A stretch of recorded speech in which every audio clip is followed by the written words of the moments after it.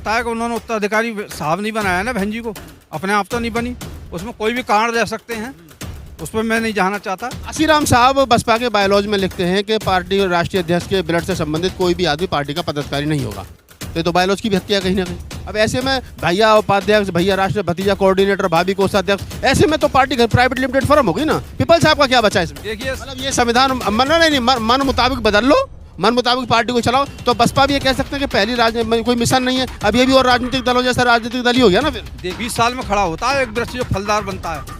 20 साल के बाद में जिस पेड़ के ऊपर जिसका कब्जा हो गया, वो पेड़ उसके बाप का है। चलिए खैर, ये पीपल साहब थे दबी जबान में ही सही, लेकिन कह तो रहे हैं कि बसपा पर जो है वो बस मायावती और उनके परिवार का कब्जा है।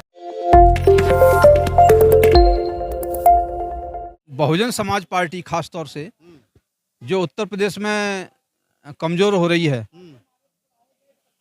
वो मजबूत कैसे हो, और उसके लिए हम लोगों ने 2019 में जो 17 का डेटा था उसके आधार पर आंकलन निकाला कि सरकार तो बीजेपी की बनी 17 में, और काफी अरसे के बाद बनी। 15 साल से लगातार मतलब जो सरकार न कांग्रेस की बन रही थी न बीजेपी की बन रही थी, और अचानक मतलब उसकी सरकार और बहुत भारी बहुमत के साथ में बन गई। और जिनने सरकार अपनी चलाई थी, समाजवादी पार्टी ने चलाई 2012 में, साथ में जो बहुजन समाज पार्टी ने पूर्ण बहुमत की चलाई, उससे पहले मिली जुली सरकारें भी बनाई। बीजेपी के साथ भी मतलब बीएसपी ने सरकार बनाई, लेकिन मतलब मुख्यमंत्री बहन जी रहती थी। लेकिन कभी बीजेपी के अलायंस में बीएसपी अभी तक नहीं गई। कांग्रेस के अलायंस में 1996 में बीएसपी गई, 93 में जो है समाजवादी पार्टी के अलायंस में गई। लेकिन हम लोगों ने सोचा 2017 में यही रिजल्ट मतलब जो है अगर आया, क्योंकि 14 में 0 आ ही चुका था, 17 वाला रिजल्ट और 14 वाला रिजल्ट अगर आया 19 में, तो फिर हम जो है एक नए संकट की तरफ चले जाएंगे। पहला हमारा संकट ये था कि कांग्रेस से हम लड़ाई लड़ते थे, अब दूसरा संकट हमारे पास में दूसरी पार्टी आ गई। क्योंकि काशीराम जी ने जब बहुजन समाज पार्टी बनाई थी तो उन्होंने कहा कि जैसे जैसे बहुजन समाज पार्टी मजबूत होगी, वैसे वैसे सिंगल पार्टी की सरकार देश से गायब हो जाएगी।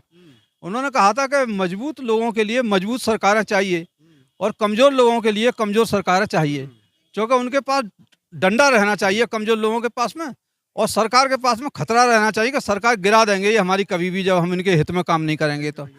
और सरकार ही काम करती है हमेशा, ये सामाजिक संगठन काम नहीं करते। सामाजिक संगठन तो एक विचारधारा को मतलब बढ़ाते हैं और उनको मोटिवेट करते हैं वोटर के लिए, उनकी अपनी भूमिका है। लेकिन राजनीतिक पार्टियों की अपनी अलग भूमिका है। राजनीतिक पार्टियों के पास एक ताकत आती है, उनको सबसे पहली ताकत आती है टिकट बांटने की ताकत। तो जिसके पास ज़्यादा वोट होते हैं उनकी टिकट बहुत कीमती होती है। और जब उनके पास दूसरी ताकत आती है सरकार बनाने की ताकत, तो जब सरकार बन जाती है तो उनके पास में बहुत ताकत आ जाती है। दलितों ने पहली बार देखा कि भाई उत्तर प्रदेश जैसे शहर में जहाँ पे दलितों की 22% से ज़्यादा आबादी है, और उनका जब मुख्यमंत्री पहली बार बन रहा है आज़ादी के बाद में, तो एक तरह से उनको ये लगा कि हम अब आज़ाद हुए हैं, अब तक तो आज़ादी नहीं थे। तो उन्होंने मतलब आज़ादी का पहली बार मुंह देखना शुरू किया, और लगातार देखा कि 4-4 बार बन रहे हैं मुख्यमंत्री, और फिर अपने दम पे ही बन रहे हैं। तो उन्होंने कहा भाई ताकत तो है राजनीति के अंदर। तो राजनीति भी ताकत जब उन्होंने देखी कि बहुत ज़्यादा, तो नेता तो काफ़ी पैदा कर दिए काशीराम जी ने। उन नेताओं ने क्या किया, जब इधर मतलब हटना शुरू हुए यहाँ से, किसी को निकाल दिया, कोई हट गया, कुछ भी हो, लेकिन उन्होंने अपनी अपनी राजनीतिक पार्टियां भी बना ली, क्योंकि उनको चस्का लग गया राजनीति करने का। तो राजनीति तो करनी है, अगर तुम नहीं करवाओगे तो कहीं पर करेंगे। लेकिन ये जो है लोकतंत्र के लिए भी खतरनाक है, और हमारे खास तौर से जो पार्टी है, जो बहुजन पॉलिटिक्स, ज़्यादा पार्टियां बना लो लोकतंत्र के लिए खतरनाक है। लोकतंत्र के लिए खतरनाक है। कैसे खतरनाक है? वो इसलिए खतरनाक है क्योंकि जो आपका जो बहुमत है, शासन जो हमेशा बहुमत का होता है, और बहुमत जो अगर बट जाएगा तो मतलब आपका बहुमत बनेगा ही नहीं। बहुमत का मतलब क्या? बहुमत का मतलब कोई ऐसा तो क्राइटेरिया नहीं कि 33% या 34% चाहिए, जिसके पास ज्यादा वोट है वो चुनाव जीतेगा। तो उसमें पार्टी कम या ज्यादा होने से लोकतंत्र को खतरा कैसे हो सकता है? बिल्कुल, पार्टी ज्यादा कम होने से नहीं, पार्टी कितनी भी ज्यादा हो कोई खतरा नहीं है। लेकिन जो टारगेटेड समाज है, जिसने एक अपनी पार्टी बनाई है, इसलिए कमजोर लोगों की जो है, तो अगर एक पार्टी अगर होगी तो मजबूत होगी। आप ये कह रहे हैं कि जो मतलब अगर वोट बिखरेगा तो सरकार नहीं बनेगी, आप ये कहना चाह रहे हो कहीं ना कहीं? देखिए वोट निश्चित रूप से बिखरेगा। तो आज की जो प्रेस कॉन्फ्रेंस थी वो किस मुद्दे को लेकर की थी, मेरा सवाल वो इसलिए था कि वोट को कंसोलिडेट करने के लिए। पहले भी 2019 में जब हम लोगों ने एजेंडा 2019 के नाम से एक मतलब अभियान चलाया, और उसमें उन लोगों के साथ अभियान चलाया जो लोग बहुजन समाज पार्टी से निकाले हुए हैं या बहुजन समाज पार्टी से निकल गए हैं, या जो वामसेव के लोग घर बैठे हुए हैं, उन लोगों के पास जाकर के हमने मुरादाबाद में मीटिंग करी, हम लोगों ने नोएडा में मीटिंग करी, हम लोगों ने गाजियाबाद में मीटिंग करी, हम लोगों ने आगरा में करी, झांसी में करी। और हमारे पास सिर्फ एक आदमी था पार्टी में था जो, उसका नाम दद्दू प्रसाद थे। दद्दू प्रसाद को भी उसके झांसी वाली मीटिंग के बाद निकाल दिया पार्टी से, चूँकि अनुशासनहीनता उन्होंने की है। ये जो मीटिंग करना है उसके बीच में जब हमने पार्टी के लोगों को इन्वॉल्व भी नहीं किया, तो बेचारे वो एक आदमी जो थे वो अनुशासनहीनता में वो भी चले गए। अब आप कहीं ना कहीं ये कहना, लेकिन 2019 में गठबंधन के लिए हमने जो अभियान चलाया था वो सफल रहा। समाजवादी पार्टी का और इनका दोनों का वोट मिला दें तो 44% होता है, और ये 37% पर सरकार बन रही है। तो 44 वाले सरकार के बाहर हैं। जो आपने बताया था कैसे बिखरता है, खाली पार्टी का ही नहीं बिखरता, समाजवादी पार्टी भी मतलब बहुजन समाज की है, और बहुजन समाज पार्टी बहुजन समाज की है, और दूसरी पार्टियां भी हैं बहुत सारी। तो जितनी ज्यादा वोट इकट्ठा होगा उतनी ही उसकी मतलब ताकत बढ़ेगी।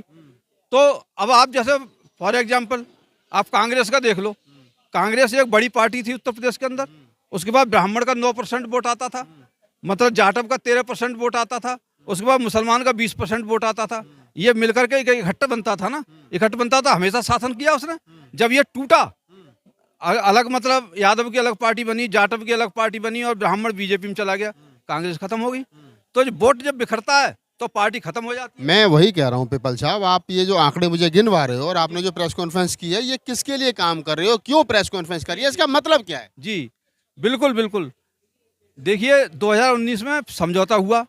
मैं इसलिए बैकग्राउंड में जाना चाह रहा हूँ कि 2019 में ये हम काम कर रहे हैं, ये कोई नया नहीं है। 2019 में हम लोगों ने उन लोगों से बात करके काम किया, गठबंधन हो गया।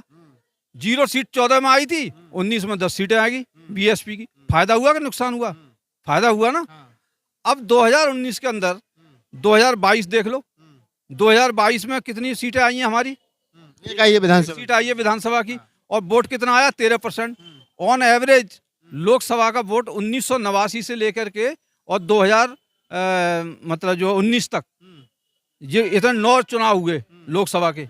9 चुनाव में जो बीएसपी का वोट एवरेज है वो 19% से ऊपर है, और विधानसभा के 9 चुनाव हुए 89 से लेकर 22 तक, उसका जो एवरेज वोट है वो 18% से ऊपर है। 18 और 19 लोकसभा और विधानसभा में रहने वाली पार्टी 22 में एकदम जो 13% पे आ गई। तो 13% पे आने का मतलब ये है कि अब मतलब खतरा बढ़ गया है। तो जो लोग पार्टी को चला रहे हैं, जो लोग पार्टी में बैठे हैं, जो अध्यक्ष हैं, बहन जी का भाई उपाध्यक्ष है, भतीजा कोऑर्डिनेटर, भाभी राष्ट्रीय कोषाध्यक्ष है, उनको चिंता नहीं है? आप क्यों हम का टाइम खराब कर रहे हो अपना? देखिए इसलिए काम हम टाइम खराब कर रहे हैं क्योंकि हम उसके वोटर हैं। जितनी वोटर की जिम्मेदारी होती है उतनी नेता की जिम्मेदारी होती है। हम लोग कोई बहन जी तो नहीं, बहन जी तो कह चुके हैं ना कि अपने बल और बूते पर चुनाव लड़ेंगी। देखो बलबूता खाली नेता होता है, वो नेता की पार्टी होती है। हम पार्टी हैं, वो नेता हैं। पार्टी का मतलब खाली ये नहीं होते हैं जब प्रभारी और पदाधिकारी होते हैं, पार्टी का मतलब वोटर भी होता है।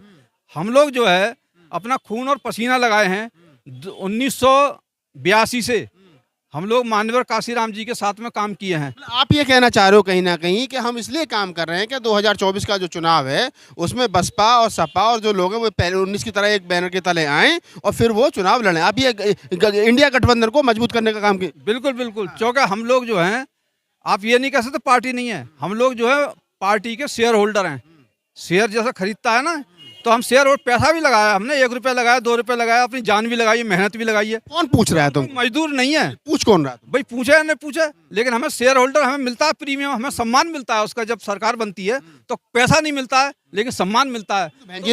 बहन जी ने भतीजे को उत्तराधिकारी बना दिया। मान्यवर साहब काशीराम अपने परिवार को पार्टी में लेकर के नहीं आए थे, बहन जी पूरे परिवार को ले आई, भैया उपाध्यक्ष, भाभी राष्ट्रीय कोषाध्यक्ष, भैया राष्ट्रीय कोऑर्डिनेटर। तो तुम्हारा क्या बच्चा उसमें? पार्टी तो खुद मिशन मूवमेंट से भटक गई है, परिवारवाद की पार्टी हो गई है। देखिए वो बात आपकी सही है, वो अपनी जगह है, वो हम मतलब लड़ेंगे भी, हम मतलब अपनी बात भी रखेंगे, लेकिन लड़का ये बात नहीं है कि अपना घर जो हमने बनाया उसी को घर को तोड़ करके हम झोंपड़ी में रहने लगे।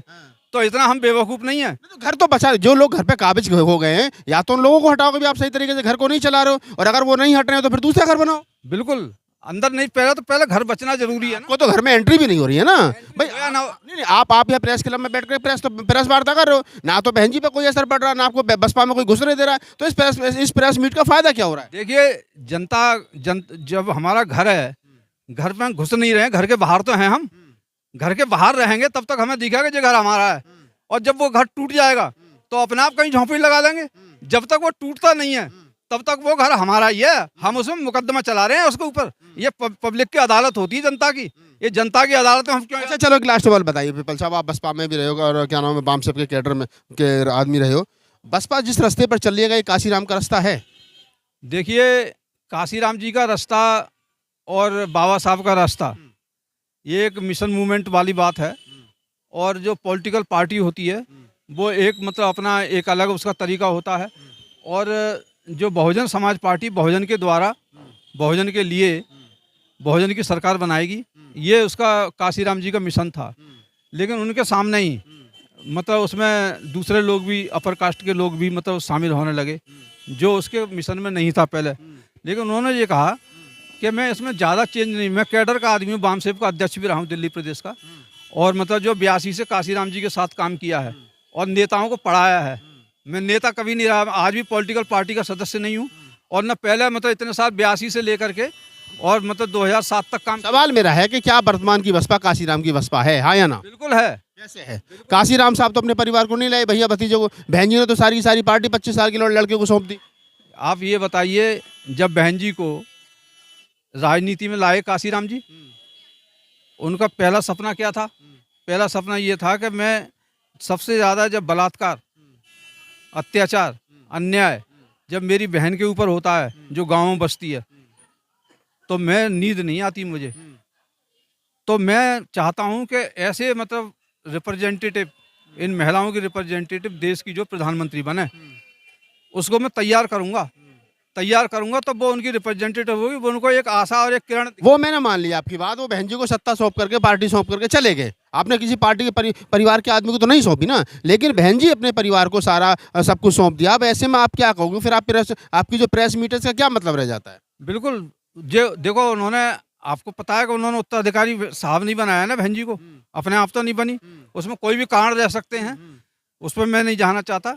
लेकिन इसी तरीके से उन्होंने भी अपना उत्तराधिकारी ये समझा। काशीराम साहब बसपा के बायलॉज में लिखते हैं कि पार्टी और राष्ट्रीय अध्यक्ष के ब्लड से संबंधित कोई भी आदमी पार्टी का पदाधिकारी नहीं होगा, तो ये तो बायलॉज की भी हत्या कहीं ना कहीं। बाईलॉज क्या, उसका कॉन्स्टिट्यूशन है। मतलब वही बायलॉज जो है, पार्टी का जो संविधान है, उसमें लिखा काशीराम साहब ने, मैं आपको पेज नंबर बता दूंगा, कि वहां पर कोई भी आदमी पार्टी के राष्ट्रीय अध्यक्ष के ब्लड से संबंधित कोई पार्टी का पदाधिकारी नहीं बचेगा। अब ऐसे में भैया उपाध्यक्ष, भैया राष्ट्रीय, भतीजा कोऑर्डिनेटर, भाभी कोषाध्यक्ष, ऐसे में तो पार्टी प्राइवेट लिमिटेड फर्म होगी ना। पिपल साहब का क्या बचा इसमें? देखिए, संविधान जो होता है, एक तो ऐसा होता है कि बदला ही नहीं जा सकता। मतलब ये संविधान मन मुताबिक बदल लो, मन मुताबिक पार्टी को चलाओ। तो बसपा भी ये कह सकते हैं कि पहली राजनीति कोई मिशन नहीं है, अब ये भी और राजनीतिक दलों जैसा राजनीतिक दल ही हो गया ना फिर। देखिए, जब हम आए थे बामसेप में 1982 में, उस समय अपने साथियों से मैंने कहा, यंग थे उस समय हम लोग, हमने कहा कोई भी पार्टी संगठन जो बनाने वाला होता है, अपना खून जलाने वाला जो होता है, उसको उसमें कभी भी मतलब जो मालिकाना हक नहीं मिल सकता। गांधी जी के लोगों ने आज़ादी की लड़ाई लड़ी, आज़ाद भी देशों को करा करके सत्ता भी दे दी। जिन लोगों को दी गई थी सत्ता, उन लोगों के पास में आज भी है, और उनके परिवार के पास में भी है, उन्होंने ट्रांसफ़र करी। जो मैंने बीच में आपसे बात छेड़ी थी, राजनीति में लाए जब काशीराम जी बहन जी को, उनसे एक बात पूछी कि तू ये बता, आदर्श किसको मानती हो, क्या बनना चाहती हो आप? कि इंदिरा गांधी ने क्या किया था, तो वो अगर बहन जी कर रही हैं वो चीज़, तो वो तो आप कह रहे हो बहन जी जो करें, नहीं आप जो कह रहे हो बहन जी करी वो ठीक है सब। देखिए, 20 साल में एक संगठन बनाने को 20 साल में खड़ा होता है एक वृक्ष जो फलदार बनता है।